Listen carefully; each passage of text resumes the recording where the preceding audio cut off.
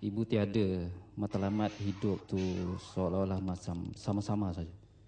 Kerana selama ini kita cuba mengambil hati ibu kita untuk menggembirakan dia. Tetapi pada saat-saat itu saya rasa satu kehilangan besar pada diri saya yang tak ada tolak bandingnya.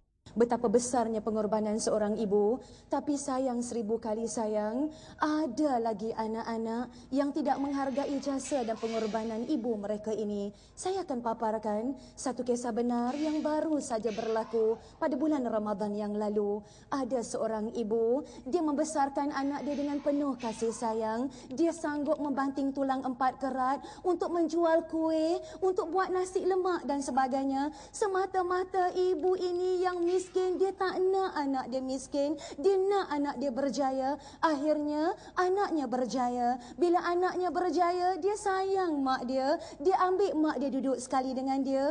Tetapi bila mak dia dah meningkat usia, maknya semakin uzur dan tua, anak ini dia rasa macam dia susah nak jaga mak dia. Di bulan Ramadan mak dia ini tak boleh makan, itu tak boleh makan, mak dia kena dibasuhkan najis dan sebagainya. Dia rasa menyusahkan. Isterinya pun berpesan kepada suaminya, bang, tolonglah bang, bawalah mak abang keluar daripada rumah kita ini bang, saya tak boleh jaga dah lagi mak abang. Tiba-tiba suatu hari, anak lelaki kepada ibu ini, dia berkata kepada ibunya, Bu, bulan Ramadan ni bu, ada seorang kawan saya bu, dia seorang ustaz, dia memang kaya, dia nak ibu datang bertemu dengan dia sebab dia nak bagi sumbangan kepada ibu supaya ibu gembira di hari raya. Ibu nak tak ibu? Walaupun sebenarnya jauh di sudut hati ibu ini, dia tak nak minta bantuan daripada orang lain.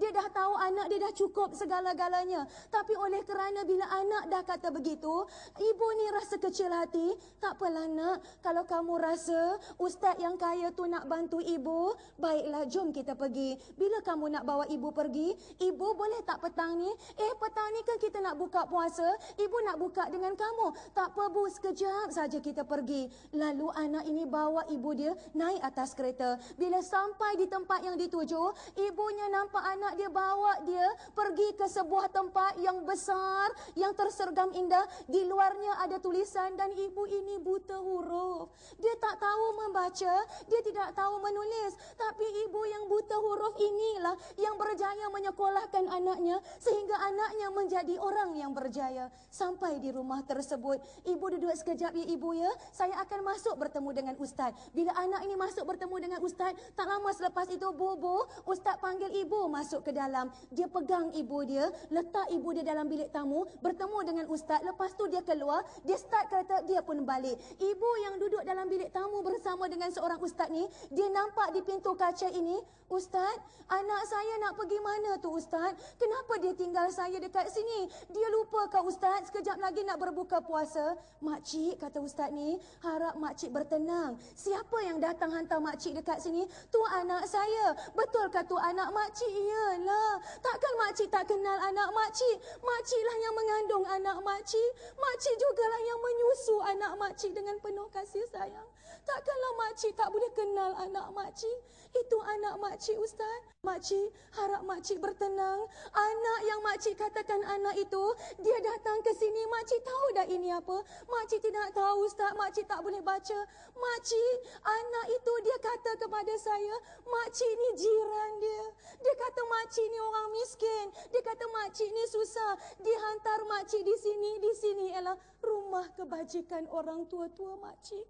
Sedih ibu ini, menyitis air mata duka dan pilu. Sampai hati ustaz, anak saya tinggalkan saya di sini. Sayalah yang membesarkan anak saya. Pernah satu ketika di bulan Ramadan juga ustaz, kami tidak ada makanan untuk dimakan. Anak saya ketika itu dia masih kecil ustaz. Saya tak buang anak saya. Saya tak letak dia di rumah orang anak yatim dan sebagainya. Saya bawa anak saya. Saya atur malam ini kami berbuka puasa di masjid yang pertama. Satu masjid kami pusing kerana kami tidak ada makanan untuk dimakan ustaz.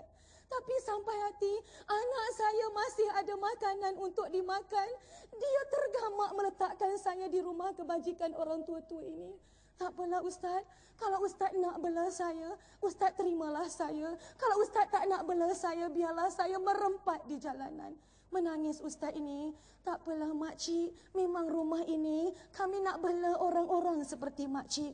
Ustaz ini menyuruh pembantunya bawa ibu yang sedang menggigil rasa sedih ini ke biliknya. Tak lama selepas itu, selepas hari raya, rupa-rupanya anak yang menghantar ibunya di rumah kebajikan orang tua-tua ini, dia ingat hari raya dia boleh bergembira dengan pakaian baru, dengan juadah yang banyak dan sebagainya, dengan tetamu-tetamu ternama yang datang berkunjung di rumahnya. Tetapi rupa-rupanya jauh di sudut hati anak ini, dia rasa pilu, dia rasa sedih, dia rasa serba tak kena, kerjanya tidak menjadi, perniagaannya sudah jatuh bankrupt. Di situ dia tahu dia ada dosa kepada ibu. Semua orang kampung pesan, balik minta ampun dengan mak kamu, pergi ambil mak kamu, duduk semula dengan kamu. Dia pergi ke rumah kebajikan yang dia tinggalkan ibunya. Dia minta izin dengan ustaz. Ustaz tu kata apa? Tuan, tuan silap. Mak tuan tidak ada di sini. Yang ada di sini ialah jiran tuan, bukan mak tuan. Tuan silap tempat. Pergi cari mak tuan di mana? Di sini tidak ada mak tuan. Menangis anak ini. Tolonglah Ustaz, saya merayu kepada Ustaz. Saya dah bertaubat kepada Allah. Allah dah hukum saya. Saya dah bankrupt dah. Saya dah jatuh miskin. Saya datang nak minta ampun dengan mak saya sebelum mak saya ini dijemput oleh Allah Subhanahu Wa Taala. Ustaz tak sampai hati bawa anak ini pergi ke bilik ibunya. Ibunya tengah tidur ketika itu. Anak yang durhaka ini dia tak buang masa. Dia terus peluk mak dia. Dia terus cium mak dia. Dia pegang tangan mak dia. Mak dia tolak ke tepi. Dia pegang kaki mak dia. Mak dia tolak ke tepi. Ibu, sampai hati ibu. Ibu tak kenalkah saya, Bu? Kenapa ibu sanggup tolak saya ke tepi? Saya datang ni, Bu. Saya nak minta ampun. Saya tahu saya berdosa kepada ibu. Saya tahu saya bersalah kepada ibu. Tolonglah ibu, ikutlah saya kembali ke rumah. Kita hidup bersama-sama. Ibu ini menitiskan air mata. Kata ibu ini, kamu bukan anak ibu. Kalau kamu anak ibu, kamu tidak akan meletakkan ibu di rumah orang tua-tua ini. Kamu bukan anak ibu, tapi ibu ini ialah jiran kamu. Ibu bukan mak kamu, ibu jiran kamu. Pergilah cari di mana mak yang mengandung kamu, di mana mak yang membesarkan kamu. Menangis anak ini, dirangkul maknya dengan begitu erat. Ibu, ampunkanlah dosa saya, Bu. Kalau ibu tak ampun dosa saya, Bu, tertutup pintu syurga, terbuka pintu neraka. Kalau ibu tak ampun dosa saya, Bu, tempat saya akan diazab oleh Allah Subhanahu Wa Taala. Tolonglah ibu. Ibunya terus menangis dan anak ini terus merayu. Ibu, saya tahu setiap malam ibu tidur di rumah kebajikan orang tua-tua ini dengan linangan air mata rindu kepada anak ibu. Saya tahu ibu, ibu pernah jual nasi lemak hingga sakit kerana nak membesarkan saya. Tolonglah ibu, terimalah saya untuk kali yang terakhir. Halalkanlah setiap setitis air susu ibu yang pernah masuk ke mulut saya ini, ibu. Halalkanlah setiap setitis air susu ibu yang telah membesarkan saya. Saya anak yang durhaka. Kalau ibu tak ampun saya, nerakalah tempat saya. Maknya tak sampai hati kerana kasih ibu dulu, kini dan selamanya.